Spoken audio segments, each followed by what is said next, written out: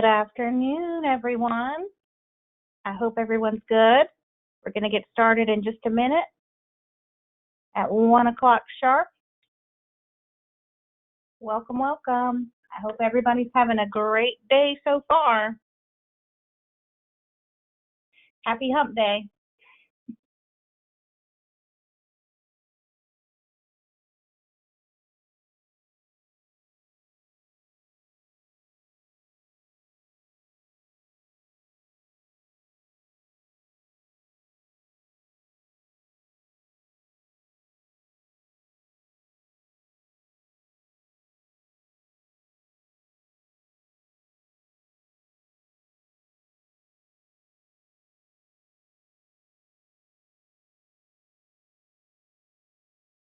Let's just give it another little bit for folks to get on, and then we'll get started.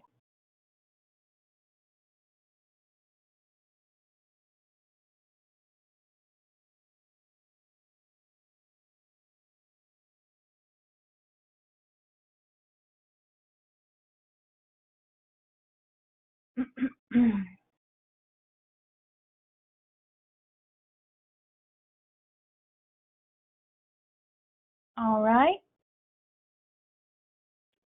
Here we go. It is 1 o'clock. We're going to get started.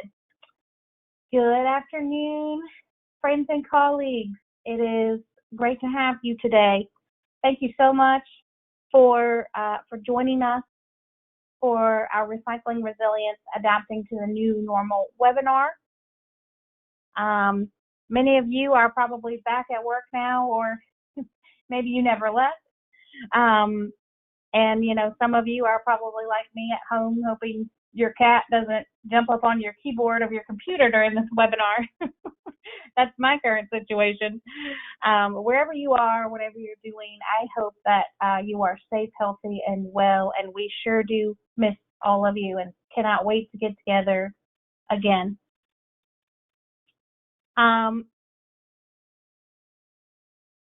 This webinar is being brought to you by the Carolina Recycling Association, but mostly the Division of Environmental Assistance and Customer Service with of North Carolina and South Carolina DHEC have pulled together to provide you with some important resources and tools going forward. And CRA is just moderating and hosting and lending the platform. So we appreciate you being here on behalf of all of these partners.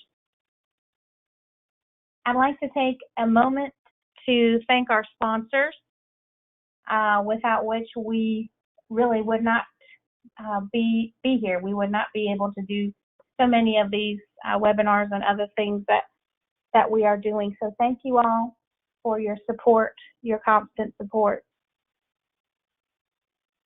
I would like to go over a couple of housekeeping items with you guys. So we do have everyone in listen-only mode, and it will stay that way. This event will be recorded, so keep it clean, everybody. And we will be answering Q&A at the end of this webinar, but during it, throughout the webinar, you may certainly give us your questions in the chat box that is displayed here on the right side of the slide, and it should be in your panel that goes with GoToWebinar, where you can enter questions in the question box, and we will take those and gather those for the end Q&A. This webinar is, I said, being recorded, and so this recording will be available early next week, if not before. And we will place this on our website where we have our resilience webinars, and we will share that link with you guys after this event. Here's our agenda for the day. We've got our State of the State, starring Carol Abkin, Research Assistant for North Carolina DEECS, Alex Miller, Local Government Liaison for South Carolina DHEC. We then have Mike Green, Recycling 911, who's giving us a talk next, and he is the recycling business development specialist for North Carolina Deeks. I left a word off there. Then we'll have Alex again to talk about community engagement. We'll hear from James Kilgo, the Solid Waste and Animal Control Director for Rutherford County, North Carolina, talking about funding options. And then some moving forward with Mel Gillis, the Outreach Specialist for North Carolina Deeks, and Sandy Skolachenko, the Grant Manager for North Carolina Deeks, among other things. And again, Alex Miller, and then we will have Q&A. So we're going to keep it moving for you today. So I would like to go ahead and introduce to you guys Carol Abkin. And Carol, I'm putting you on camera now. So if you want to go ahead and, there you go. Take it away, Carol. Hi, so I'm Carol Abkin. I'm with North Carolina's Recycling Office at Deeks, and I'll be sharing the results of a short survey that Deeks disseminated in June. Through the survey, we wanted to gauge the reaction of local governments to COVID-19 and to find out how much the virus has impacted local government recycling programs in the state. Next slide, please. Through this survey, we wanted to ask governments if they've experienced cost increases following the effects of COVID, and to know what changes, if any, that recycling programs have either considered or implemented following COVID and the effects of COVID. We also asked respondents how the Deeks team could better assist them during this time. Next slide, please. We received a fairly good response rate. Out of North Carolina's 442 local government recycling programs, we got 148 local government respondents. This response rate constitutes 33% of North Carolina's recycling programs and 23% of all local governments in North Carolina. Next slide, please. We found that overall, COVID-19 has not yet caused widespread changes to recycling programs in North Carolina. Only 19%, or 28 local governments out of the 148 respondents, are considering changes to their recycling programs due to COVID. So the majority of respondents are not yet considering or implementing changes at this time because of COVID. Next slide, please.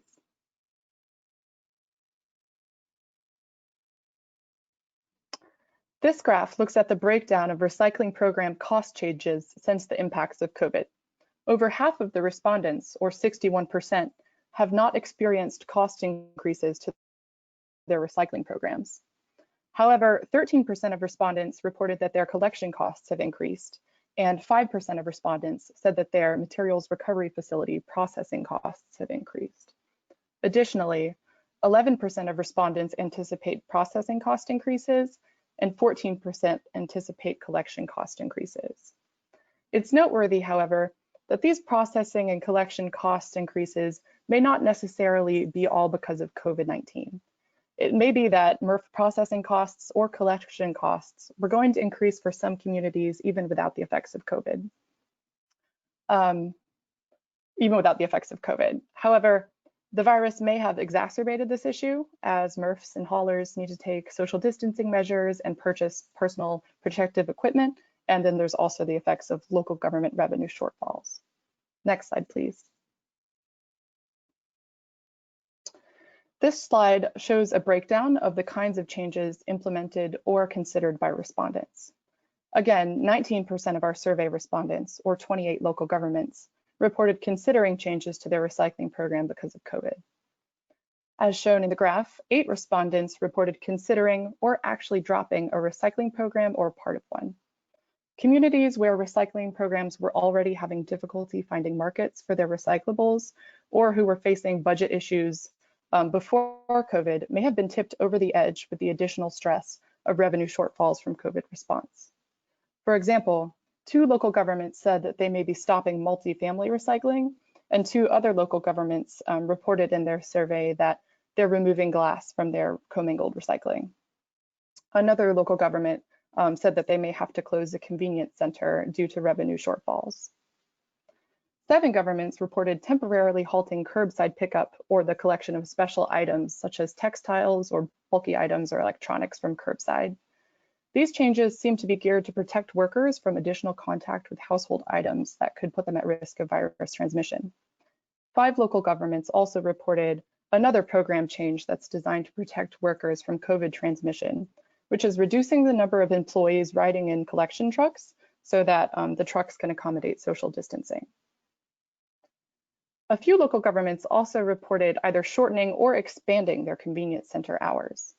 A few respondents shortened their hours to allow more time for cleaning and sanitizing. However, we also received a bit of a cautionary tale from a county that reduced their convenience site hours to cut their personnel costs.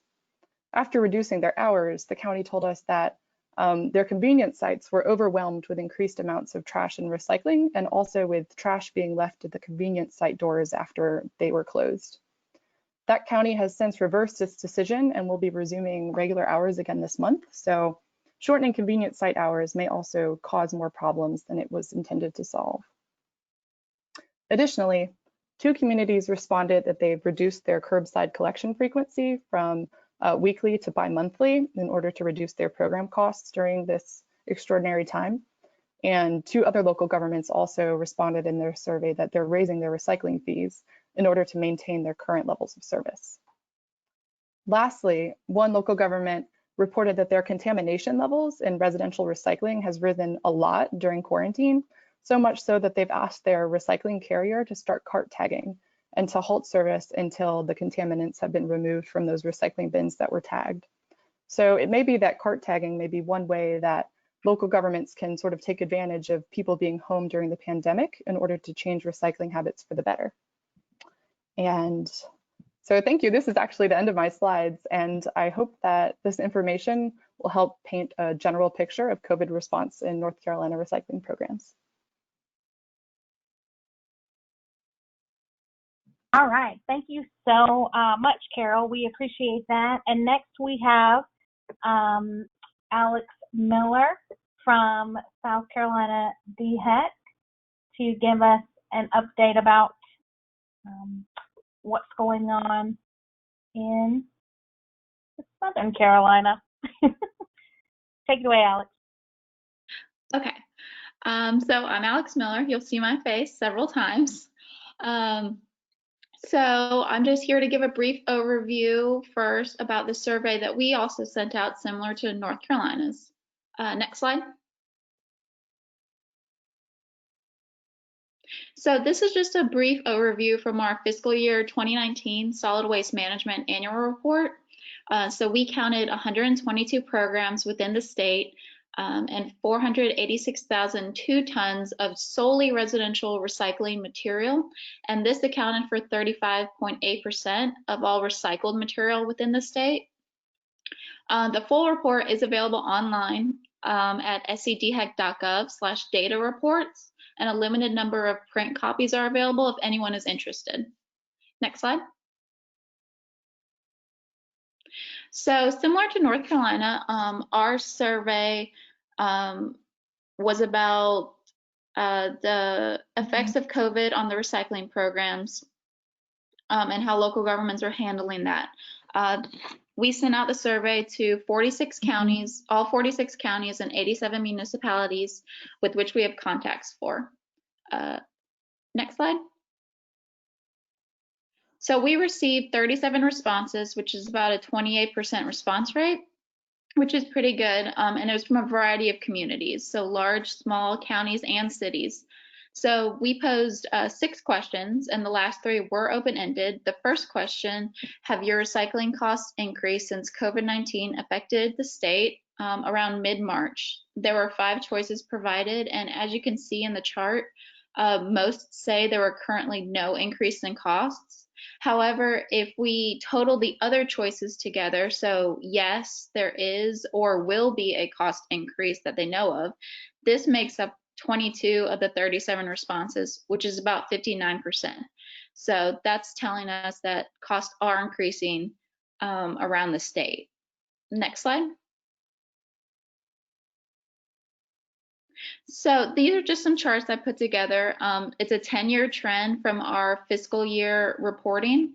So the total cost of both recycling and solid waste, that is reported in our full cost disclosure reports. The total solid waste spending and total recycling which is part of the total solid waste, is at an all-time high for South Carolina, as reported through the counties.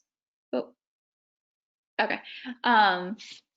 So that's just showing you how the trends have increased, and costs have just consistently gone higher and higher. Next slide. So moving to the next question, we asked if changes are being considered to the recycling program due to COVID-19. Again, most said no, but combining yes, possibly, and changes were considered prior to COVID-19, the majority of programs are facing possible program changes within the next year, next coming years. So next slide. So we asked what changes have already been implemented in programs. Many have had no changes per the previous responses at this time, or have temporary changes due to COVID. And those changes include some programs stopped accepting some material for the time being due to COVID-19, some scheduling, some collection schedules have also changed. But for the most part, the temporary changes are ongoing. So rotating schedules, providing more PPE, which can affect the budget eventually, and keeping social distancing guidelines between attendants and residents. Obviously, contamination continues to be an issue across programs in South Carolina and around the country, as we know. And then some are considering expansion of their programs, maybe not right now, but in the future. One bright spot, though, that I'd like to highlight is the city of Myrtle Beach was actually able to expand their recycling to all recreation facilities within the city. So that is a bright spot for us. Next slide. So the last question we asked, if future changes are being considered, what are these changes? And from the response, about 69% have no changes planned or have the temporary ongoing changes, such as the PPE, social distancing, that will be ongoing for a while. However, these temporary issues may impact future decisions concerning the program. So that is something that we will have to watch and be in communication about. So the next few responses, they are similar to North Carolina. Changing was accepted, including glass, site changes, collection drop-off, increased education on contamination, kind of those responses. An interesting response we did receive was that one municipality is debating about expanding their curbside program, or eliminating it altogether. So it just goes to show that changes are across the board, and it's just a day by day trying to decide what would be the best. Next slide.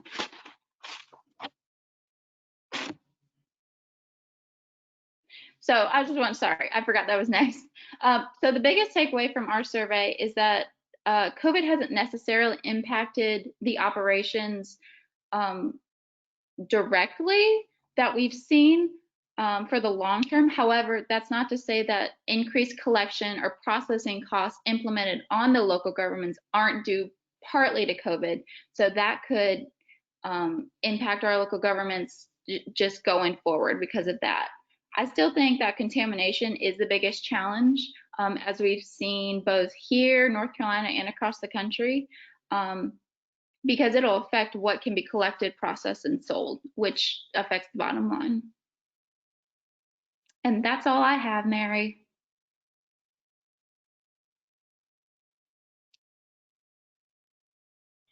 All right. Always remember to unmute yourself, guys. That's the lesson that I just learned. Thank you so much, Alex. Thank you. This is really good information, and this again, these slides will be available afterwards because this is just great survey information. Thank you so much. And next, I'm going to turn it over to Mike Green with North Carolina Deeks. And Alex, you're off the hook for now. You'll be back. Thank you. Okay, Mike, take it away. The All floor is right. yours. Thank you very much for including us today. The main thing I wanted to talk about, I'm Mike Green with North Carolina Deeks, part of the Recycling Business Assistance Center. The main thing we wanted to look at is if you're anticipating possible budget shortfalls due to the COVID crisis, you may be faced with some hard decisions. There are some better ways to make the hard decisions, so we did want to try and talk about that. So basically, 2020 had really been an unprecedented year for changes in the recycling industry. Before we were dealing with market fluctuation and educational challenges, COVID-19 has affected budgets, led to increased residential volumes, more contamination from those residents, safety concerns that everyone has had to deal with. Some local governments are going to be faced with challenges as they look at their budgets and assess possible shortfalls from both tax base and extended charges. Historically, recycling programs have been a common target for budget cuts, even though resident demand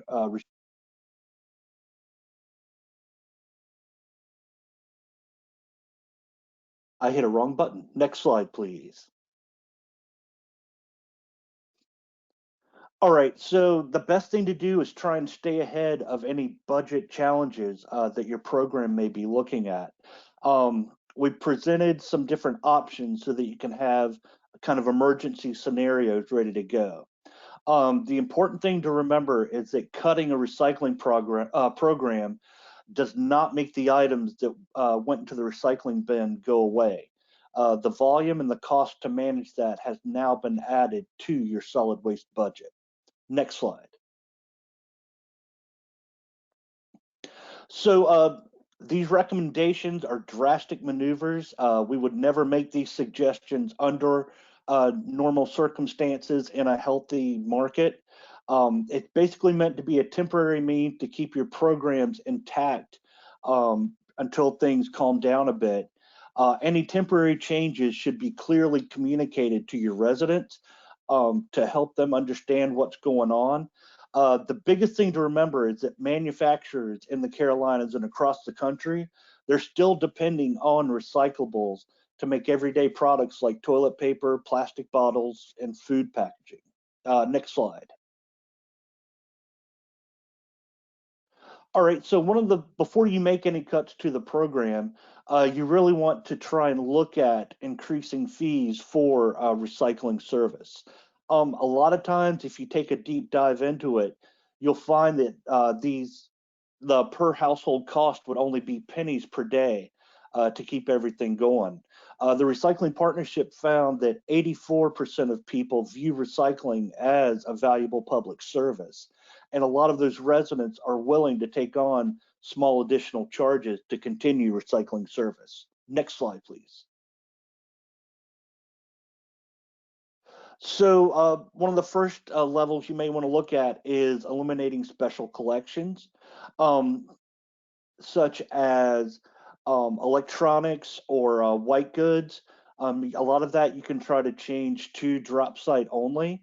You may also want to look at putting a fee to those services if you have to go to collect them. Another thing you may want to look at is reduce service frequency. If you're doing weekly service, a lot of studies and experience has shown that reducing to every other week using 96-gallon carts can have a big effect on your budget and still keep close to the same amount of recyclable material. Every other week really is the industry standard for residential curbside pickup. So if you're already every other week, a temporary change to monthly pickup can help keep operation costs down. If you make a change like that, a lot of your residents will be asking for additional carts. We have some grants available to help you purchase additional 96-gallon carts that Sandy will cover later in the presentation. You may also have to adjust your drop site operation a bit. You may have to increase your hours. It's also possible that you may need to reassign some of your recycling drivers or some of your other staff to help avoid layoffs. And if you need to make changes to your drop sites, there are grant funds available for that as well. Next slide, please. So another level up that you may want to look at if your program is having budget issues is collecting glass separate from single stream. Most material recovery facilities have multi-tiered pricing menus with glass in or glass out. Glass out can be a quick way to cut some costs from your program. But instead of requesting that your residents throw their glass in the trash, we ask that you partner with your county to see if you can use their existing convenience sites to collect glass, or if possible, convert one of your own established drop site to have a glass-only dumpster. If you do not have any drop sites currently, a glass drop site does not take a lot of space. There are grant funds to help you make those adjustments. We can also help with education around that. Strategic Recycling in Wilson is the primary market for glass in North Carolina. Tom Sire is super to work with. I've actually helped another community in the past week, and Tom and I met with that community to help them look at a glass out option. So feel free to contact Tom or contact me if this is something you want to look at, and we can look at some of the best options for you. Next slide, please. So worst case scenario, you may be faced with suspending your curbside program. One thing we ask is if you are forced to suspend your program, to try and see if you can make it a 6 or 12-month suspension, and then go back and look at everything later down the road to see if you can afford to get the program back up and running. If you do eliminate your curbside, you need to make sure that you offer an alternative drop site option. If you're not running the drop sites in your area, you need to make sure that you're working with the counties or the cities around you that are operating their drop sites so that they can be ready for that additional material. If your curbside recycling is suspended, do not instruct the resident to use recycling carts for trash. It confuses the residents and makes it really difficult to restart recycling service later down the road.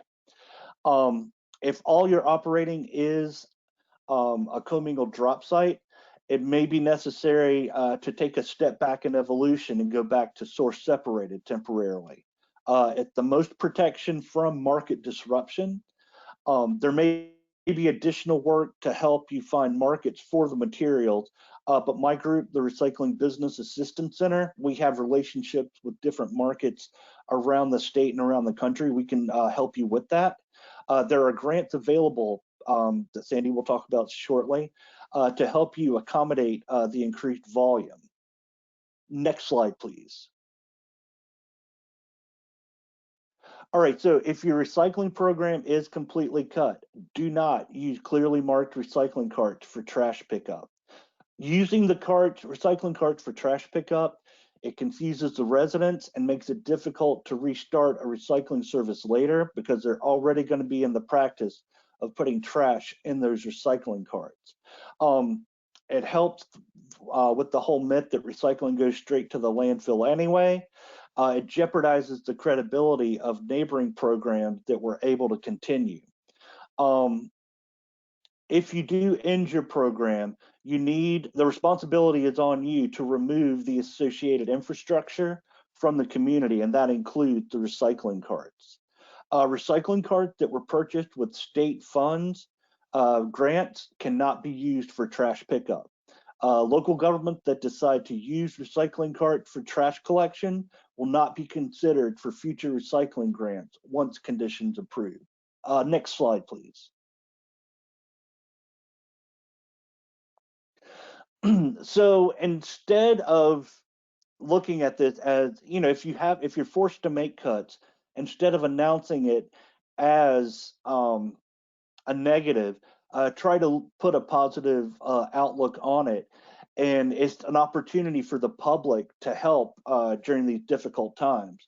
It's kind of like the Victory Gardens that my grandparents held during World War II.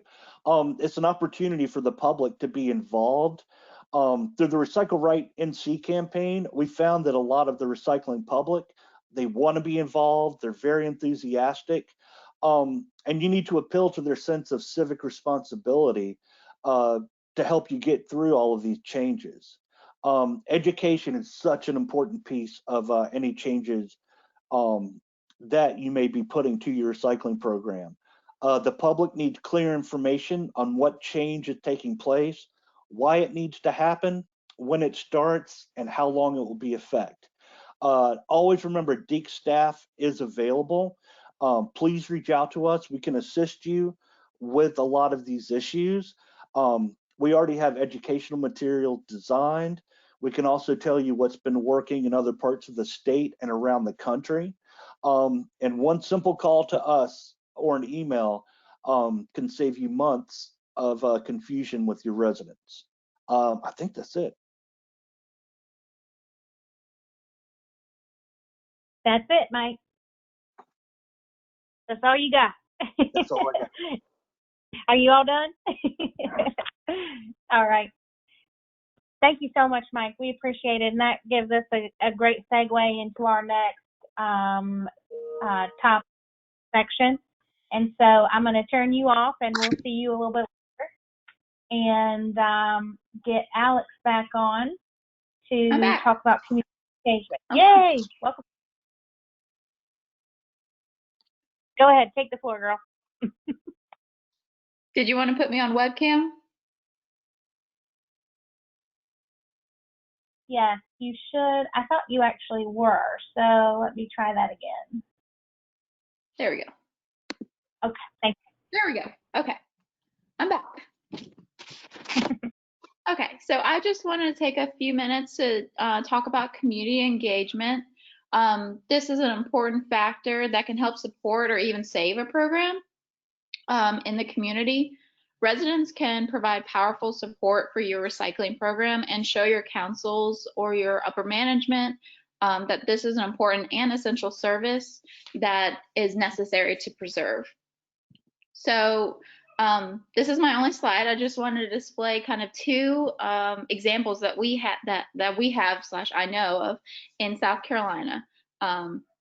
One represents a municipality, the city of Rock Hill, and one represents a county, Richland County. So the city of Rock Hill has the Rock Hill Clean and Green Team, which is a city-sponsored KAB affiliate organization with the goal to promote litter reduction, beautification, and recycling within the city. So although this group is only 15-member all-volunteer board, they do help to spread the mission and the goals around the community and promote resident engagement. This organization also has the power to provide recommendations to their city government on programs, policies, and codes which impact their goals and issues. So Rock Hill recently was undergoing some changes with contracts and everything. So there was a possibility that they were going to lose their curbside program. And with some community engagement and really powerful resident support, they are actually keeping their curbside program. And I do believe that the resident support really helped to show the council that this is a beloved program. It's a needed program. So on the flip side, we have Richland County, which isn't a county sponsored organization, but this is a neighborhood captain program that is solely focused on making sure residents know when and what to recycle within focused areas.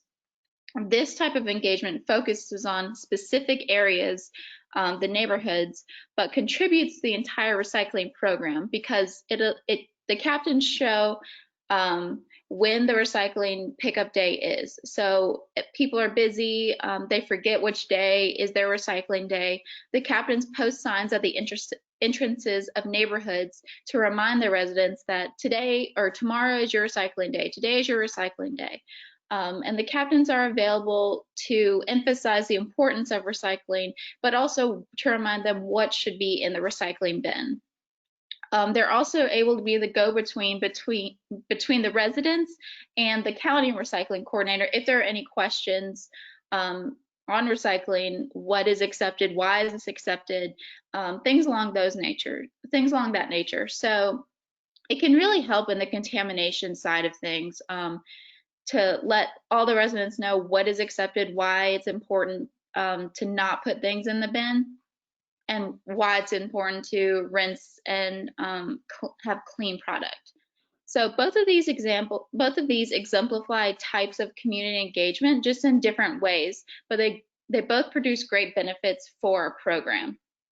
If any local government in South Carolina is interested in one of these or similar programs, please reach out to us, to me, and we can brainstorm. We at DHEC really helped with the Richland County Neighborhood Captains.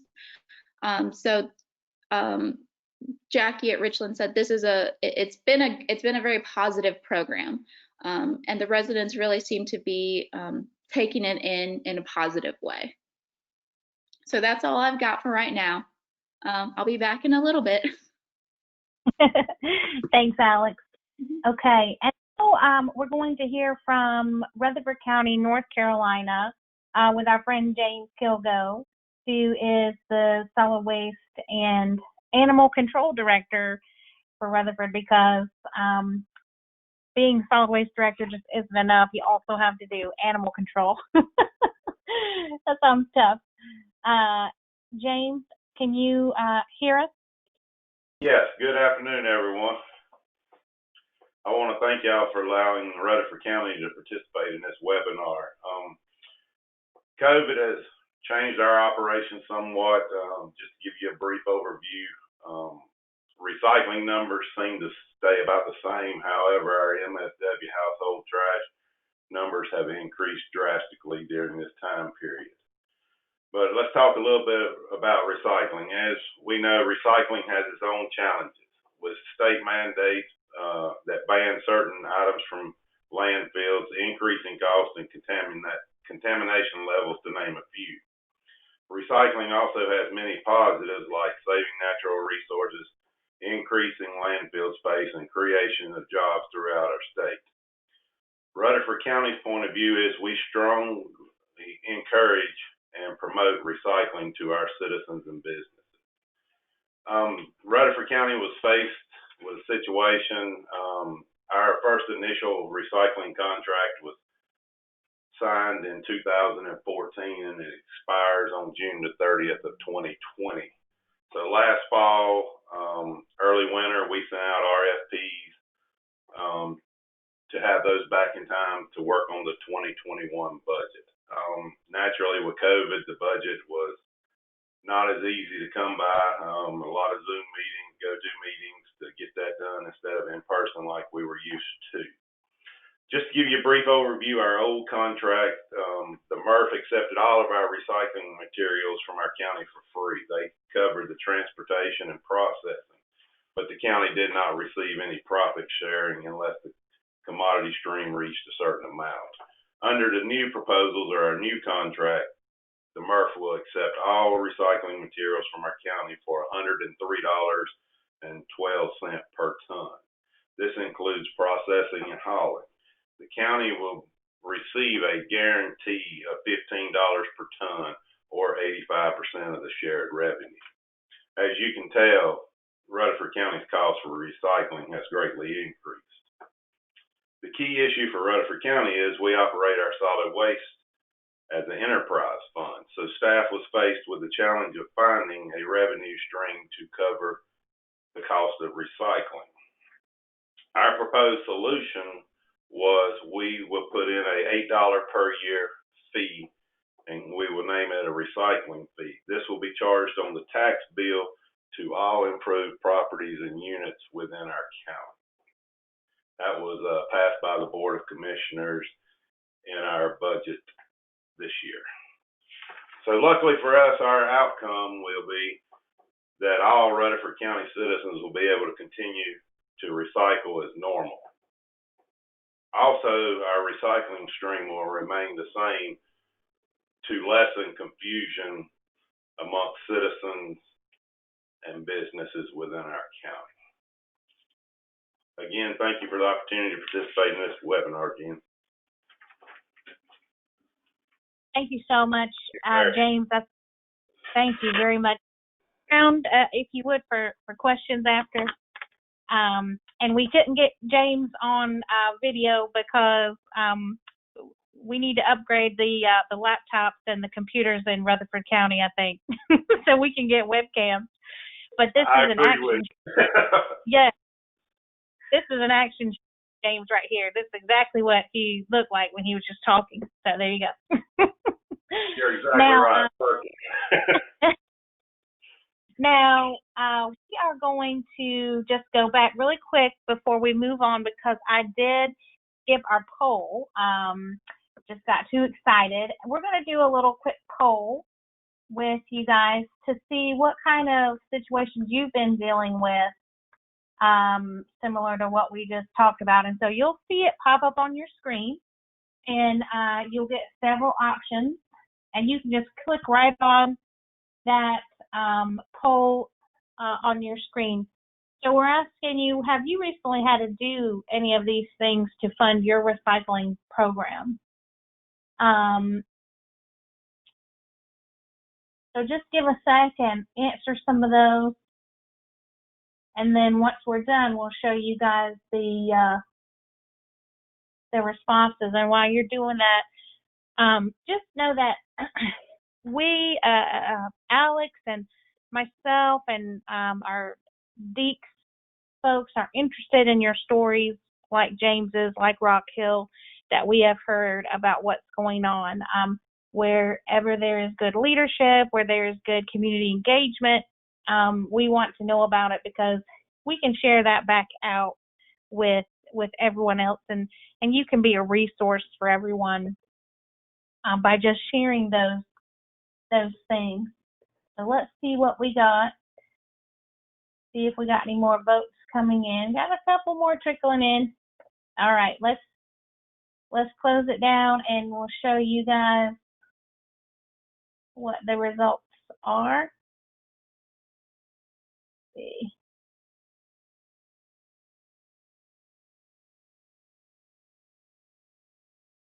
All right, can y'all see that? I hope you can. Yes. So you've got folks having to ask for increased budgets, increased fees are in there, increased tipping fees for solid waste disposal. So just a tiny bit with a request for a tax increase, and a tiny bit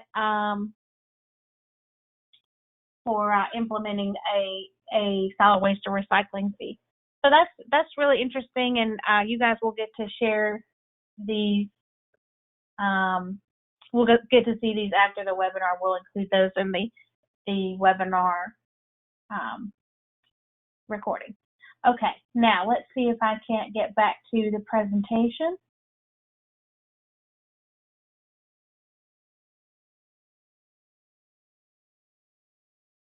Okay. I gotta get off this poll, y'all. All right, here we go. All right, now we can move on to moving forward. So without further ado, I would like to introduce Mel Gillis and Sandy Skolachenko from North Carolina Deeks. And which one of you guys was talking first, actually? That's going to be me, Mary. It's Mel. All right, I got you. All right, I'm going to put on your camera now. Yes, ma'am. All right, there I am. Hi, everybody. Thank you guys so much for having us here today. We're really glad to have this platform and to be able to work together with CRA and South Carolina as well. We've been hard at work on our team trying to figure out some solutions for you guys and answering questions and concerns as they've been coming in since COVID started. The survey was our first little stab at trying to get a bigger widescreen picture of what y'all are experiencing in the trenches. We were hearing some things from individuals and emails and phone calls. So we were so grateful that so many participated in the survey that we sent out. We were a little stunned by the amount of response and how quickly it came in. And from there, we've been just looking at our resources, what we have available for you guys and what you've been asking for and kind of retooling some things. So I'm going to go over just a few of those real fast. Next slide, please.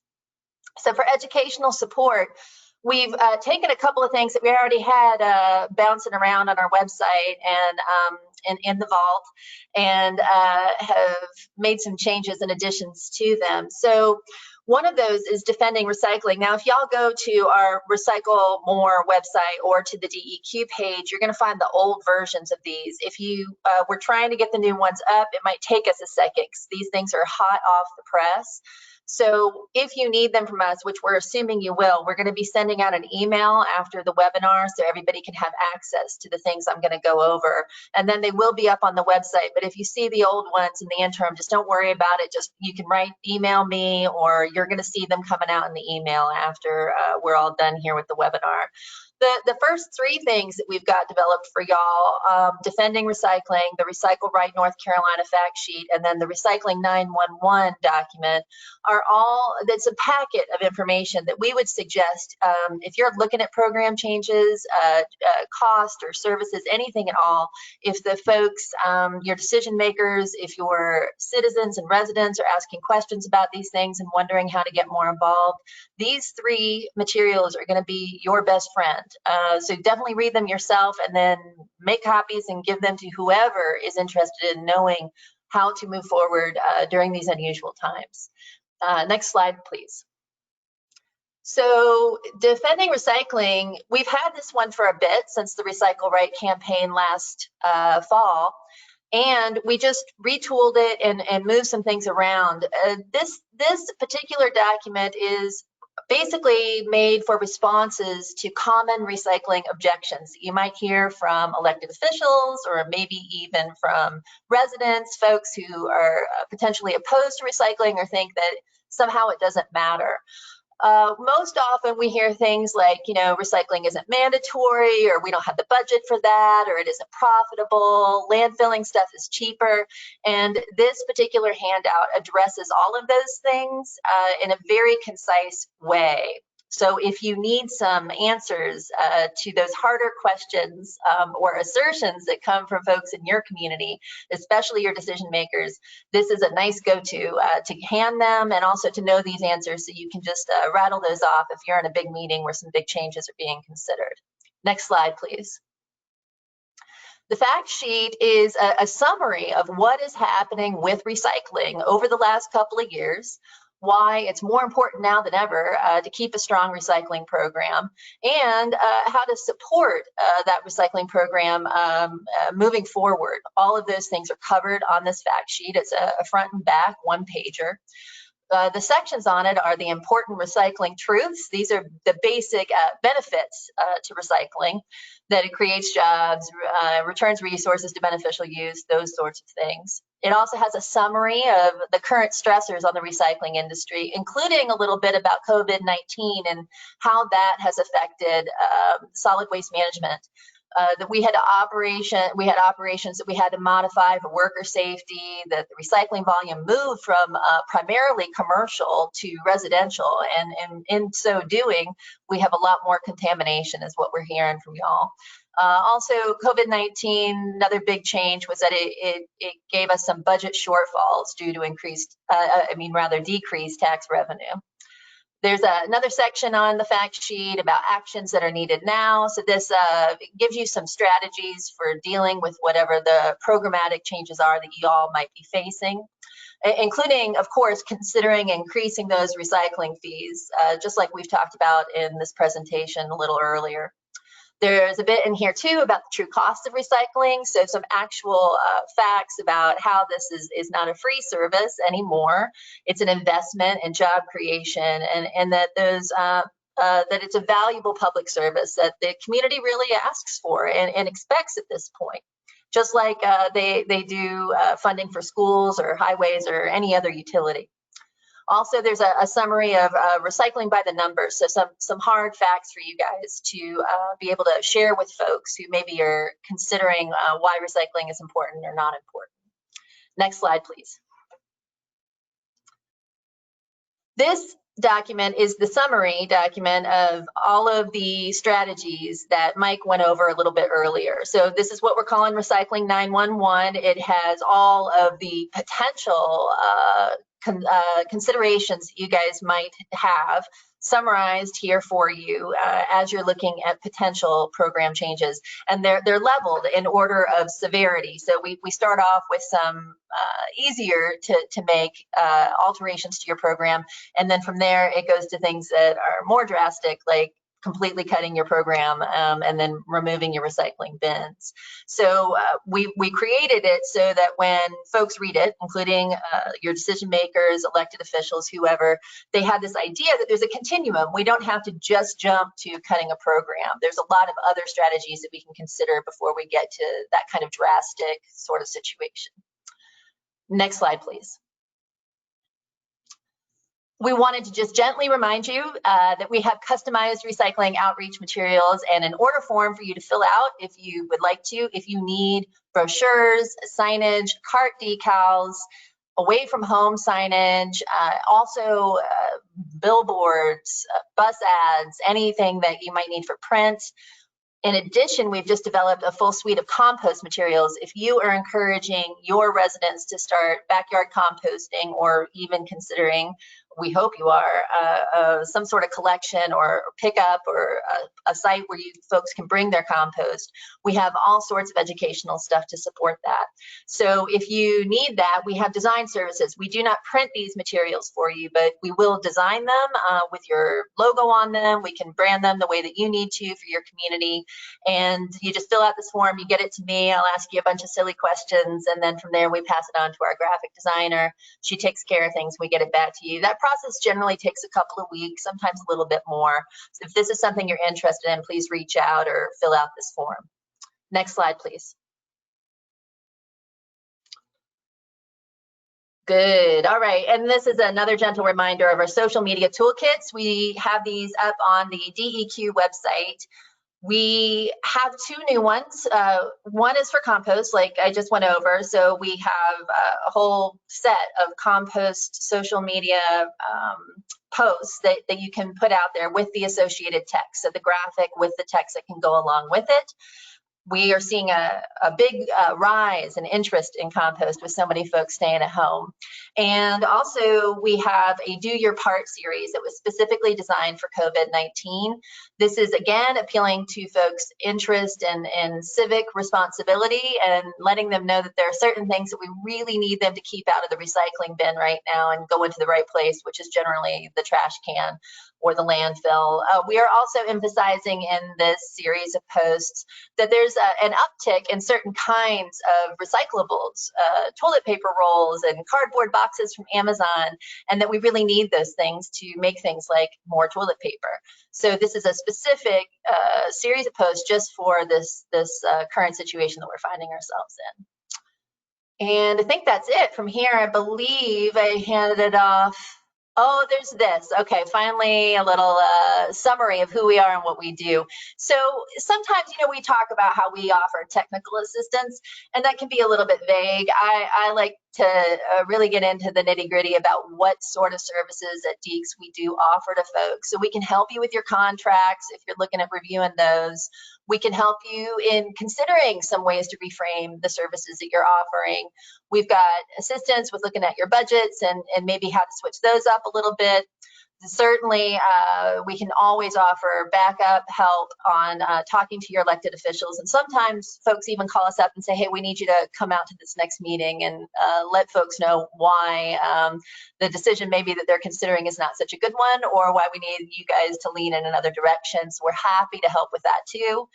We do a lot of messaging to the public about changes in recycling programs. Local governments get in touch with us and say, hey, we're thinking about making a switch. How do we handle that change, and telling our public about that? And we're really glad to offer our support services on those changing messages. We do have that full suite of education and outreach materials, a lot of which I just went over. We've got all sorts of ideas about how you might be able to reduce contamination, and including cart tagging programs, OOPS tags. We can certainly help out with that. And sometimes we even offer training in how to get a program like that started. So if you need anything like that, you just let us know. And of course, we've got some grant money and funding strategy ideas. And we're going to have Sandy actually pipe up next and talk about that. I do want to finish by saying that we've got this image here about the no glass in your curbside recycling bin. That's a suite of materials that we helped Goldsboro out with when they were making some changes in their program. And really what they needed was their public to understand where the glass needed to go now that they had made that change. So we can assist it with almost anything that you have going on that you need support in. All right, thank you so much. Thank you, Mel. And Sandy, I'm turning your screen on now. Hey, everybody. Thanks for being here. So you can go to the next slide, and I'm going to talk to you about money. So grant funding that's available to help you. As many of you know, it's past time to apply for our regularly scheduled 2020 grant programs. Although we've been able to cobble together some money from leftover grants, and we are launching today actually a new grant program called the COVID-19 Relief Grant. We're offering up to $20,000 in funding, and we require a 20% match from the grantee. So this is going to be open both to local governments and to private businesses, and the focus is on traditional residential recycling programs. We're looking for projects that will help you maintain or improve a program that has been impacted by COVID. So as with all of our grants, we cannot fund contracted services or costs for salaries or labor, but we can fund equipment or education materials. So here's some examples of types of projects we envision you might be asking for funding to help with. Extra recycling carts if you have reduced your frequency of pickup. For example, if you had to switch from an every other week collection to a monthly recycling collection and you wanted to offer residents the option of getting a secondary cart, we could help you buy some of those to have readily available. More containers for drop-off sites if you're getting increased traffic and material there, or if you're collecting a new material there. So for example, if you're establishing a glass-only drop-off and you need carts or a dumpster or a container to do that, we can help you with grant funds and of course signage for that as well. Other educational outreach to communicate about program changes. This could be postcards, brochures, anything you need to help notify residents about changes or reminders about how to get good, clean material in their recycling carts. And we're also open to helping purchase personal protective equipment. This is specifically for employees whose primary job function has them interacting with the public all day. So we kind of had like convenience center attendants in mind with that one. The application period is officially open now. It was launched right before we got on this webinar, and we'll be doing an official announcement over email tomorrow. So you'll get some more information and the link, which is also live in the slide here. There is no due date for this grant program. We'll continue to accept applications on a rolling basis until we run out of funding. One thing we do require, however, is that you contact one of us ahead of time to discuss your proposed project, just so we can make sure it fits within the grant parameters. So give one of us a call if you're thinking about applying for a project, and we can talk through the details. So a couple of other organizations that have funding available, and then I know we'll hear from South Carolina as well and CRA, but go back one more. The Recycling Partnership has funds to help purchase recycling carts. That is to provide new or expanded service. And the Southeast Recycling Development Council, or SERDC, has grants to help purchase recycling carts or equipment like MRF upgrades, recycling trucks, or transfer stations. So check out those links for more information on those grant programs. And you can go to the next now. So we still are hearing that safety is on the top of everyone's minds. So really briefly, we just wanted to throw these in here to highlight some national organizations that are doing a great job of making safety information available and continuously updating it as we learn more about the virus. These are great links to have handy and just kind of check in periodically. I'll just briefly mention the top one, ISRI. I really like that one. That guide goes through a list of potential transmission points that recyclers encounter day to day, and then it offers suggestions for how to reduce risks at each. So I think it's a really practical and helpful document. On the webinars, we know there's just so many webinars out there, more and more opportunities it seems like I'm seeing come into my inbox. So just a few to throw out there as highlights. Of course, the first CRA webinar in the Recycling Resilience series had a focus on safety. One thing that I really liked is it included a public health professional as one of the panelists, and she was able to answer questions and offer advice about ways to stay safe and keep employees safe. And the last two links are some recorded webinars that have been really helpful from the Recycling Partnership. And then Resource Recycling is launching a webinar series that is free and begins on July 8th, and they're hosting webinars weekly on Wednesdays. And they always have really great information and perspective. So you can go to the next slide. And I just want to leave you with contact information for all the DEEC staff that you heard from today. So feel free to reach out to any of us, and I'll turn it back to you, Mary. Awesome. Thank you so much, Sandy. And now we are going to turn it over to Alex again to give us some, oops, come back, Alex. And I'm hanging up on you, Sandy. Bye. Take it away, Alex. Okay. So I'm back again.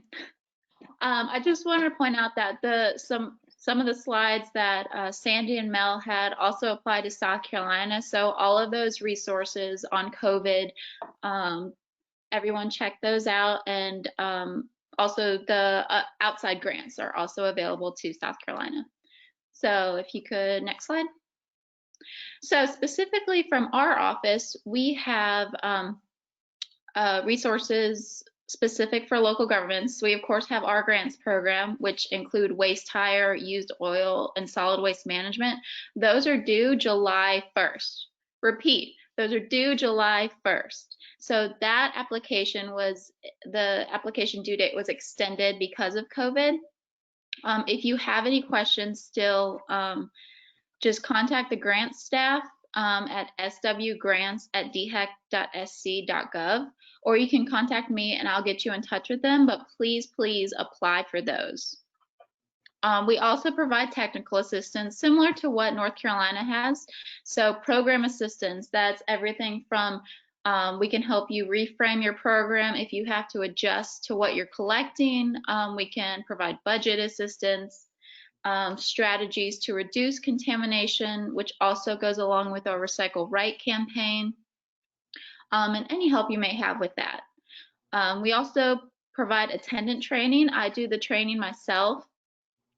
So I come in and talk to your attendants about their importance in the program, what you expect of your attendants, and then going over kind of a background of South Carolina recycling and then the county recycling. So For program assistance too, I can make site visits, but with the site visits and attendant training, right now I'm not allowed to make non-essential work travel. So if you are thinking about one of those, please just contact me and we'll discuss it, and maybe come up with a later date or do a virtual training. That's also an option. And then we also are coming out with the updated recycling directory. And that'll be through SC Department of Commerce. That will replace what we've done in the past, which is the Green Resource Index. And hopefully it'll be easier to find vendors within South Carolina and in the surrounding areas. It'll be online and be more interactive. So I'll send everyone an email once that's available and ready. We also provide educational and outreach assistance, which is one of the main purposes of our office. So our campaigns focused at local governments are the Recycle Right SC campaign, which replaces the Recycle More SC campaign, and the Don't Waste Food SC campaign. And those also tie into the solid waste grants this year for Category 2. We also provide the South Carolina Recycling Professional Certification. We haven't had it in a couple years, and we were supposed to have it in April, but coronavirus. So I'm still working out whether we will have it virtually or wait till next year and have it in person, hopefully. So you'll get more information once that's available as well. But I know people have really been asking for it because it has been a few years. So I am aware of that, and I'm trying really hard to have it in a timely manner. And then with educational and outreach assistance, anything else you might need. As you know, we have Greg in our office. He's our in-house graphic design artist, and I work with him closely, and we brainstorm and he develops what you may need. We also have an intern that some of you may not know of. Her name is Anna Grace. She's basically Greg's intern. She also does graphic design. So we're hoping to really get everything out in a more timely manner, since Greg won't be the only person working on some of your items. So I think that's about it for that, but if you could go to the next slide. So these are just some of the examples that Greg and I developed this past year that can be helpful. Whenever there are events, again, they can be helpful to hand out. The first card is the Recycle Right SC card. The front is English, the back is Spanish. And we also have the ability to get any of our materials translated in Spanish if that is something that you need for your program. The middle is a revamped What Recycled Items Become. We also have a revamped Dirty Dozen flyer, which I've been putting on the back of the What Recycled Items Become to conserve paper. And then the third card is What is Contamination and How to Prevent Contamination. So hopefully you all can use these and utilize them, and we can, of course, adjust them to each program and what you may need. So yeah. One thing I did want to mention too, our reporting, our solid waste annual report, the surveys will open July 1st. And beginning this coming year, I will be an assistant editor. So I'll be more involved with that. We will have a Retrack Connect webinar training soon. I wanted everyone to know that. So if you could plan to attend whenever it will be, Katie will go over Retrack, kind of make sure everyone understands what it is, how to use it, how to input information, and all that. So that will be in an email coming soon. And if you don't get or look at the newsletters that I send out through Recycle Local at dhec.sc.gov, please check those out, because I've been sending those out every month. And it's just a lot of updated information from our office around the state and around the country. This includes news, webinars, events, which we're not having right now, but I think I really try to make it packed full of information. Next slide.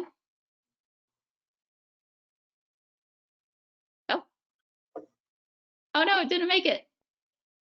No, I think is this a mistake slide? Yeah. Okay.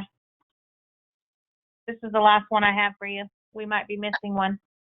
Yeah, so the last slide was supposed to be a reminder. We have the Take Action SC annual workshop. So this year it's virtual. I did send an email out to everyone with the link to register, so I can do that again and provide it. But it's the Take Action SC workshop, so it'll provide information for teachers on what Take Action is, lessons, trying to remember off the top of my head, and similar things like that. But I'll send the information out again since it's not on here. But that will be July, I believe July 29th from 9 to 12:30. So if you haven't registered, go ahead and register if you're interested, or if you know of teachers or educators or anyone who would be interested, please share that. And I will again share that in an email and on the July 1st and in the July newsletter that will be sent out to all governments. And there's my contact information if you don't have it. Thanks, Alex. And we'll make sure that slide gets into the final version of the slides. I'm not sure how it didn't make it in. Okay. Thank you for that. Okay, now I'm going to turn you off. You worked hard on this webinar, Alex. You had a lot. Thank you.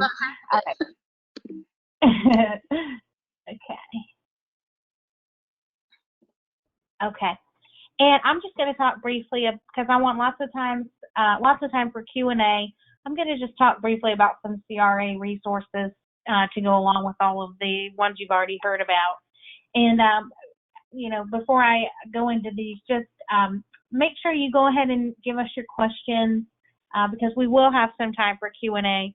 You can give us questions and comments in the question box on your control panel on your GoToWebinar. So we would love to put our panelists on the hot seat today and give them some good questions.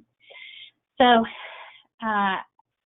CRA resources, we have a few new things to offer, or that we are planning to offer as well.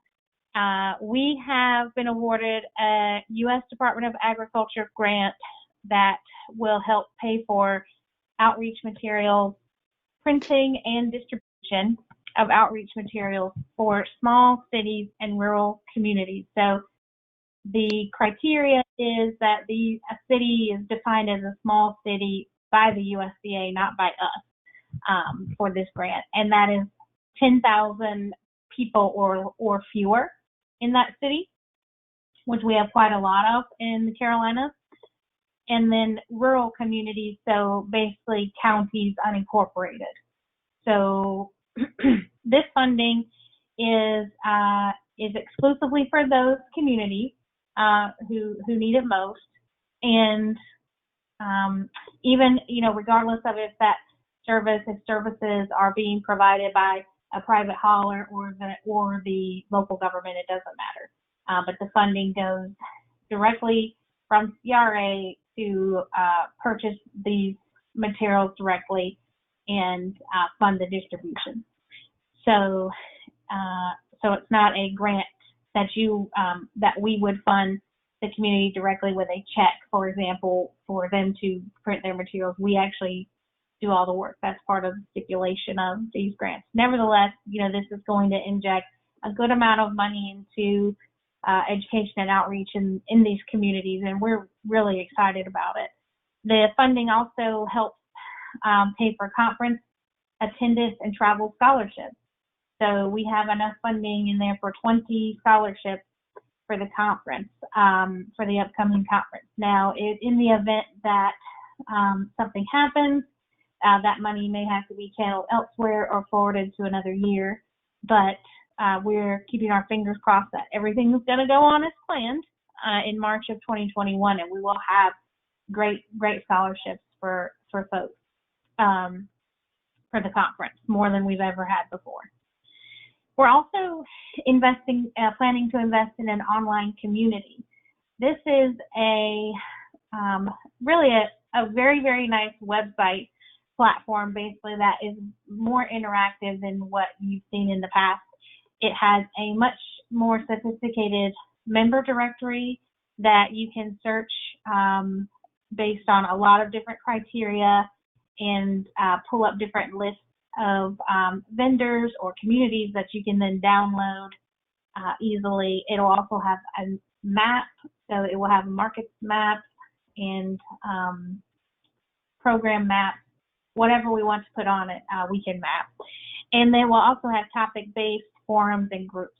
So you might have seen something similar if you are a member of SWANA. They have something similar. A lot of associations, bigger associations, use this tool, and we are planning to invest in it as well. In the absence of being able to meet in person as much and having those concerns, that's really a driver for us investing in it right now. But it's something we've been looking at as an organization for years. So we're glad to kind of be able to focus on that right now. It's a great need. And then, of course, we've been providing the resilience webinars, and we'll be providing more online events and online event support. So, you know, we've upgraded our GoToWebinar account, and we want to use it. So, and you can access the past webinars, including this one, online.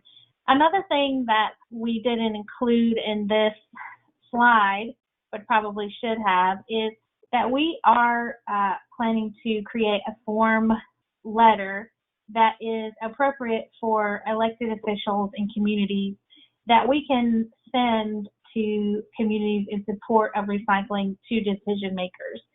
So we're aware, you know, that CRA has a unique ability to advocate for recycling in a way that those who work for the government really can't, you know, that violate potentially ethics policies and things like that. And so we want to provide that type of strong support that is that brings the force of this association to the table. Oops, I think I stopped sharing my webcam. There we go. So we have strength in numbers, and that is why your membership in CRA is so very important. It not only supports CRA financially, but it makes our strengths come across, because we can say we have, you know, 1,200 members, 350 member organizations, and all of that kind of stuff is communicated to decision makers, and we will be including that in that resource. So stay tuned for that to come out as sort of a form letter. But in the meantime, if you know, DEEC and DHEC, you know, we work very closely together and know a lot about situations going on in different communities and support each other as much as we can on our own. But if you need that type of spokesperson for your community, if you sense that that things are getting challenging, or things are going to get difficult in the recycling arena, or things are being questioned, funding is being talked about, then let's go ahead and activate CRA. Let's go ahead and activate DEECS and DEQ and get ahead of it. And again, you know, I'll say anything that I need to to support your recycling program. CRA doesn't have those kind of concerns of being employed by a local government or state government. So we will get in there and fight for it for you on your behalf. So if you have, you know, any questions or need any more info, here's our contact information, and I think you all have that. Okay, and now I'm going to turn all the panelists back on. So everybody take your, accept your request, and this is going to look like the Brady Bunch.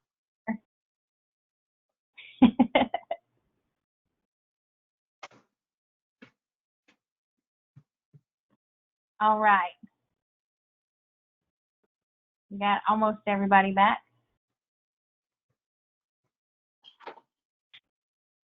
Here's the story of a lovely lady. I like it. Okay.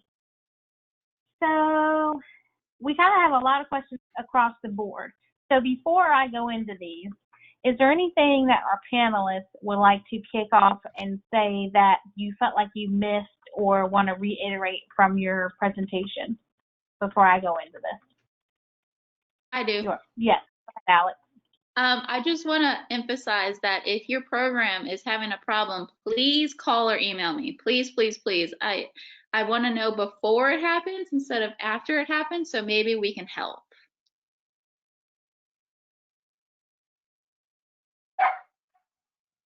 Absolutely. You know, and so the first call you should make if this is happening is to these people here, the first. And then they will probably call me and say, Mary, can you do some extra? Can you put a little grease on it? Whatever we can do. We have done this before, and you know, these guys way more often than me. But I love the chance to throw in on this stuff, you know, because it's really important. And we have cases where there is leadership and commitment to recycling at the top levels, you know, of administration of government, perhaps do not match sometimes the commitment that is in the grind, that's in the day-to-day, that the recycling coordinator knows that existed in the past, you know, but there's new players involved. The motivations for creating recycling programs in different communities are varied. So one community's, you know, motivation might have been environmental stewardship, while another's might have been financial, while another's might have been landfill space. So there's different types of leadership on this, and so this is the time when we can all step in and help communicate with that leadership in a convincing, in a different way. So anybody else want to comment on that? North Carolina, anybody? No. Oh, go ahead, Mel. Well, I was just going to say that, you know, anecdotally, we have heard recently that sometimes people don't want to call us because they've been told by the folks who are considering the changes not to let anybody on the outside maybe know so much about what's being considered. And I just really like folks to know that if you do need to speak with us off the record about some changes that are coming down the pike potentially, that is also no problem. You know, you calling us up doesn't mean that we're going to take any public role or do anything at all. But if you just need to ask some questions about maybe some things that have been happening in other communities, you don't even have to tell us specifically what's being considered in your area. You can just call us and pick our brains about some general things that you've heard might be happening in other communities, and we can chat about that. So don't worry about letting us know that something's up if you're hearing from maybe some of your decision makers that you're not supposed to be talking about that quite yet outside the community. Yeah, and I'm glad you brought that up. I would second that and say that, you know, we provide that type of confidential service and assistance on our business community side. And so we can do the same thing for local governments.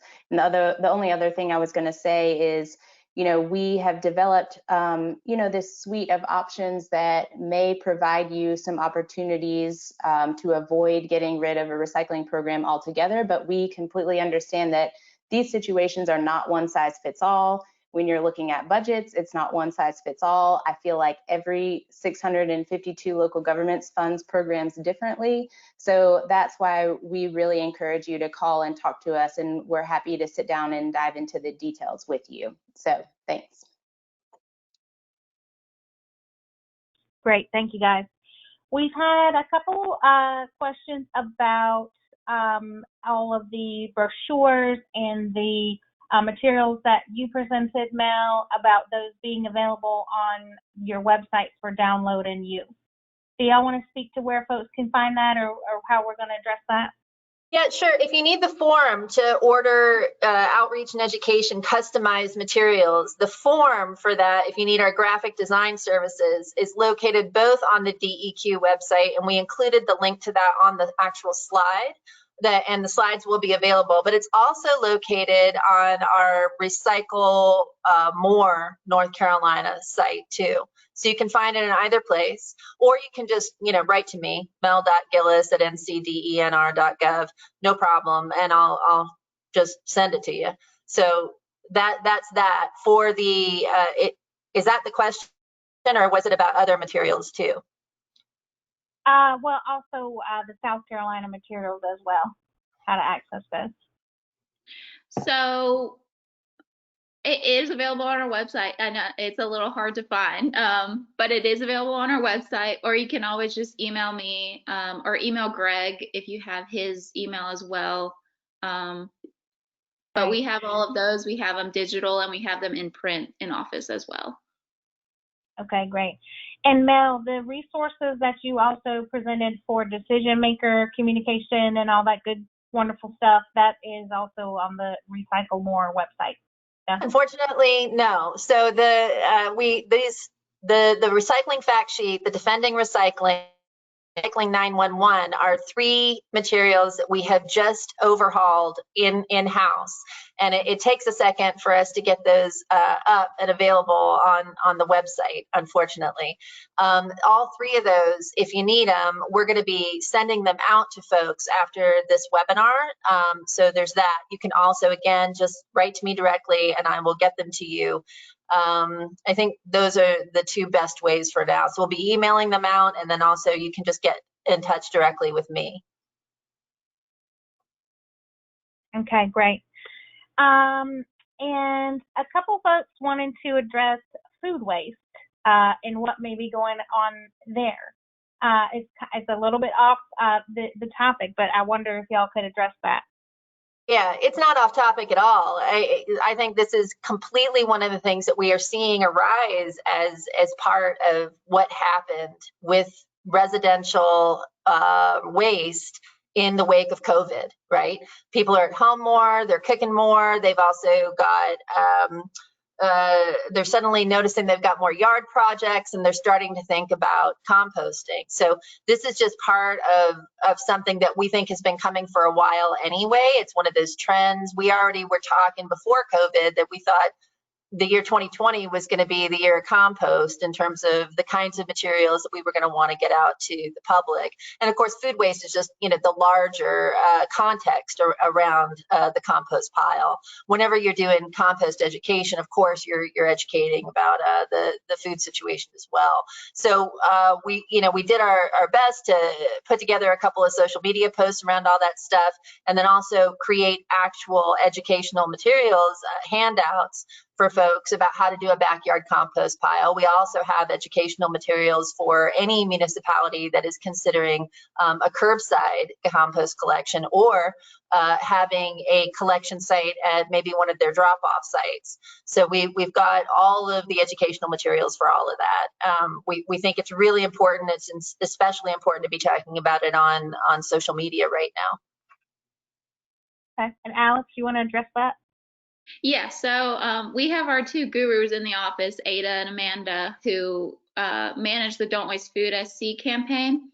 So if you go to sedhec.gov/don'twastefood.sc, all of that material is there for download, and then their email is also there. So if you ever want to create a program, composting program, or talk about initiatives for Don't Waste Food, they're more than happy to help. And I'm going to leave them, they're the experts in that, but please just reach out to them. Okay, great. Some Mary, people are in and say one thing that I forgot. So this is it. If you're considering any changes to your recycling program, a nice thing to emphasize that's easy for folks to do at home that's going to reduce their waste is compost. So it's a feel-good message. People are really responding to it. Again, it harkens back to that idea of civic responsibility. So, we would say promote the heck backyard compost, or start thinking about a compost collection program, or at least a drop-off site if you're not already. It's a nice way to let people know they can still be doing great stuff to reduce their waste. Thank you. Now, we're getting close to 2:30. The panelists have agreed to stay on a little bit later, at least they did before we did all this. Do you guys want to stay on a little bit later to talk about the rest of the questions? Okay. For those folks attending that have a hard stop, we want to tell you thank you so much for joining us, and we look forward to more of these webinars and sharing and educating each other. Thank you again, and please join me in thanking our panelists as well. So moving on to just a couple more questions. There's some folks concerned about recyclables being, landfilled because of COVID and being rejected and that kind of thing. Not for per se contamination, but I guess there are some rumors out there.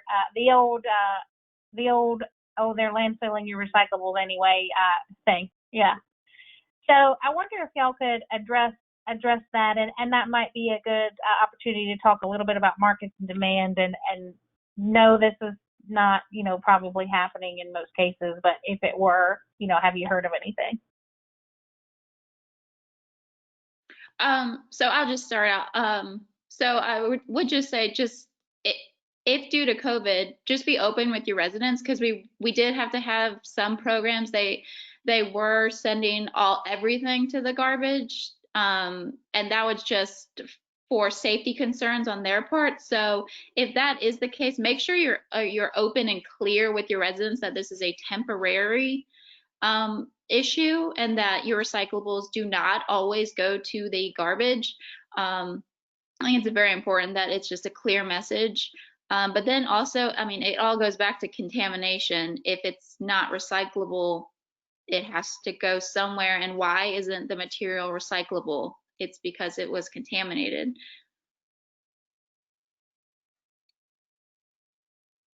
Yeah, I'll just back that up.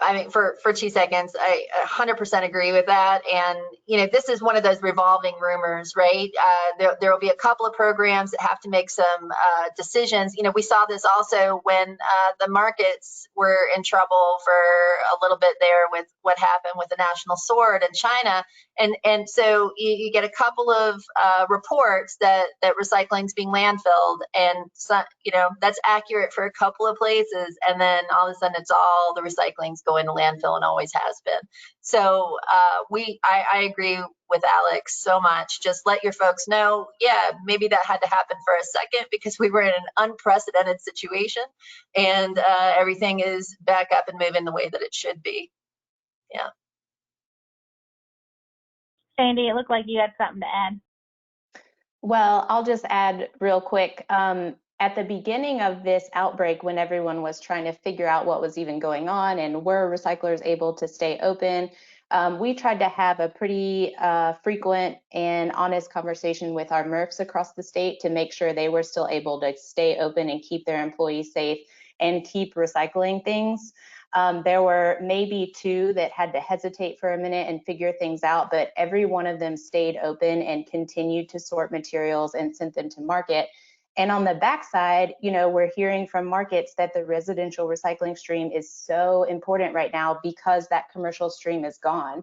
So all the cardboard that was coming from businesses, it's in very high demand right now because people need to make new boxes, new toilet paper, new packaging. So I think this is really interesting that it's opening our eyes and letting us tell that story about how essential recycling really is and how it really fits into the supply chain. And, I think we have an opportunity to carry that message forward and share some of that with our residents and try to communicate, you can do your part, participate in your recycling program. It doesn't go to landfill, it goes to make really important stuff that everybody's buying right now. So we're trying to spread that message and hope that others are too. Okay, anybody else? Lynn? Okay. All right, and we had a question about glass, and to paraphrase the question, you know, what is the right thing to do with glass in your community? If it, you know, in some cases, you know, people are being told that taking glass out makes no difference to their pricing, and you know, in other cases, it's some people are making money out of their separated glass. Like I know Chatham County, not to put y'all on the spot, but I know they're, you know, earning some income from that separated glass. There's a lot of misinformation out there about glass in some cases. So what's the right thing to do? It's very situational, depending on your location. As you know, state of North Carolina Beach, we prefer that glass remains part of your single stream program. But if you're in a situation, the glass can make a difference if it's taken out. There are definitely ways to have it recycled where it's not part of your single stream. With it being such an individual thing, if you can contact me or Sandy or Mel, let us know your specific situation. We'll be more than happy to take a look at your situation on a case-by-case basis. That's just the way glass is right now. It's so specific to your specific situation that it really needs one-on-one attention. Okay, yeah, that makes sense. And you know, the situation in South Carolina with glass is a little bit different. Although there has been some market development. So Alex, do you want to speak to that? Yeah, so there has been some developments. I'd have to check on how it's going right now, just with everything going on, but it is still happening. So we're hoping to have a new outlet for glass for a lot of the communities soon, if not some of them already. But it will be preferable to keep the glass separated. I know that with some of the curbside programs that do have glass in their stream, it's going to be difficult to nearly impossible to ask residents to separate it. But that's where the drop-off sites will come in handy, with the glass already being separated, the cleaner material for this new market. But again, like Mike said, it's a situational thing. It'll vary from city to city, not just, and then county to county. So if you have any questions about it, specifically in South Carolina, just contact me or Richard, and we can help out with that and see what the options are and how we can move forward. Thank you. That's great. Okay, now I think James, you had a question specific to you about about how much you are actually making from your recyclables, and so somebody wanted to know that. And then for the rest of the panelists, I would say, is it possible for a community to earn money again on their recycling? But James, you first. Tell us. I think you had maybe alluded to it in your talk, how much you were. Someone asked about your revenue for recycling. Yes, under our new contract, we are guaranteed $15 minimum a ton, and then we get 85% of the shared revenue, whichever one's greater. So all that depends on the commodity market at the time that the recycling is sold. So that will vary from month to month, but that will not start for us until July of 20. Thank you. And was that a real hard deal to make, or did it come easy? I mean, to be honest with you, it seems like most contracts these days that deal with recycling, just from my point of view, they're all pretty much shared revenue now. Nobody wants to take the risk,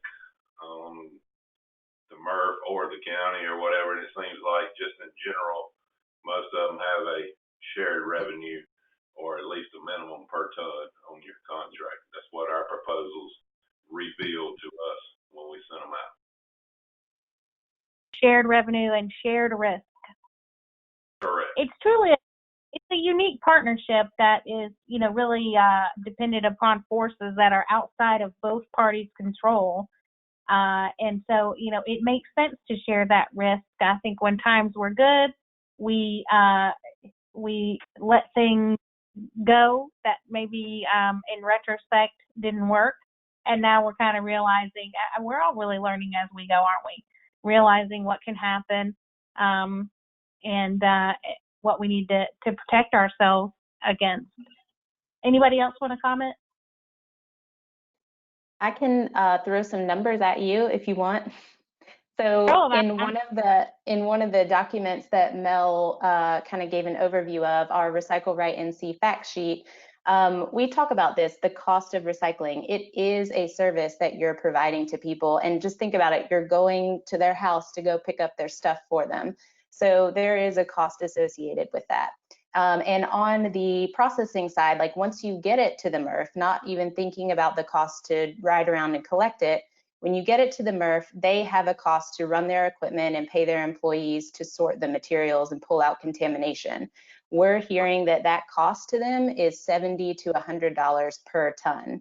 And then you factor in what the recyclables are worth on the back end once they're cleaned up and sorted out. And as of March of this year, a commingled ton of recycling is worth about $43. So the value in recycling doesn't fully cover the cost of processing, and that $43 doesn't include contamination either, which we all know adds to the cost and adds to the effort to clean it up to market. So it is going to be a cost, and I would foresee that recycling will always continue to be a cost. So I think that's what we should expect. And with these revenue sharing models, when times are good, then communities can get more of that money back and hopefully reinvest to, make their programs better and stronger. Thank you. Anyone else on that? Okay. Last question, and I'll let y'all go, but I just want to give a question for Carol about the data that was presented, and which I thought was really interesting. Are there plans to do additional surveying and data gathering on some of these things in the future? Yes, I know that my team is following up with a lot of these communities, especially ones that reached out specifically to ask for assistance. And Sandy, you may know more to speak to this question about the specific kinds of follow-up and what we might do with that information. Yeah, so I was going to let Carol answer yes or no and tell us what we were going to do. Be the director of, do we ask more questions or no? I think we haven't talked specifically, but we'd love to continue to learn more as we keep moving forward month by month and figure out, how budgets are adjusting once they get into the new fiscal year. So we're learning from doing some individual follow-up, and I would very much expect that we would probably want to send out some additional surveys to collect more information and try to keep a pulse on just like what's happening so that we can share that with the wider community. Yeah, I'll add to that. I think one of the most interesting things about the survey was not just that it gave us data and information about what was actually happening in the trenches, but also it led to people saying, and we need help with this, which was awesome. So when we've been talking about the results of that and doing our follow-ups with the local governments who asked for assistance, we're recognizing that this might be a beneficial thing for us to keep doing in the coming months, for sure. Keep asking questions, letting y'all tell us what's happening, and then also letting us know, hey, we could use a little bit of input over here. Yeah, I think it will also be interesting in several months from now to revisit the question of the local governments who thought that their processing and collection costs, they anticipate them increasing even though they haven't increased yet. I'd be interested to know if those increases actually came to pass and by how much. Me too. Alex, what about you guys? I'm sure you're planning to do some more surveying as well. Yes, I feel like I send out a survey to my guys like once every 2 weeks. I feel like I need to stop sometimes. But I've been really trying to get a clear picture ever since I started this job a year ago, a clear picture of every community and really know the ins and outs, which is a lot. But yeah, just I also like to know if they anticipated the cost, if the costs increase actually come to fruition, and by how much. Mm-hmm. Definitely. And follow-up question for Sandy that came in while you were talking about processing costs. Someone wanted to know if those were regional, national, what level were those? I'm thinking regional or local to North Carolina costs, and maybe South Carolina would be on par. Yeah, we reached out to a handful of communities. Actually, Carol helped us figure out some of these data points a little bit earlier this spring, just to ask, what is your processing cost right now? And that's where we came up with that range of probably closer to $80 to $100. And we're hearing that that's pretty consistent with national numbers as well. So I would expect similar for South Carolina too. Okay, great. So we're 15 minutes over. I'm sure some of you need to get up for various reasons. So panelists, do y'all have any parting words before we go? Keep on keeping on. Let us know how we can help. Yeah, Yes. what Alex said. I mean, and Mary, you said it a bunch too. I think we all have, these are extraordinary times. There's a lot happening, and we would be thrilled to hear from you. And, when the question comes in, what should we do? What's the best course of action? Mary, you had that several times, and, the answer over and over again from us is get in touch. Each recycling program is its specific situation responding to this larger sort of collective situation that we're in, right? And we just want to be of assistance in helping in any way that we can in getting y'all all the support that you need to address whatever's happening in your community. And Mary, thank you for giving us this opportunity to talk and bring people together and offering your platform. We really appreciate all the support that CRA has to offer. And so thank you for that. Yes, thank you so much. Thank you, guys. My gosh, stop. All right, let's say goodbye, and we'll talk to everyone real soon, and hopefully see you real soon too. Everybody stay safe and healthy. Bye.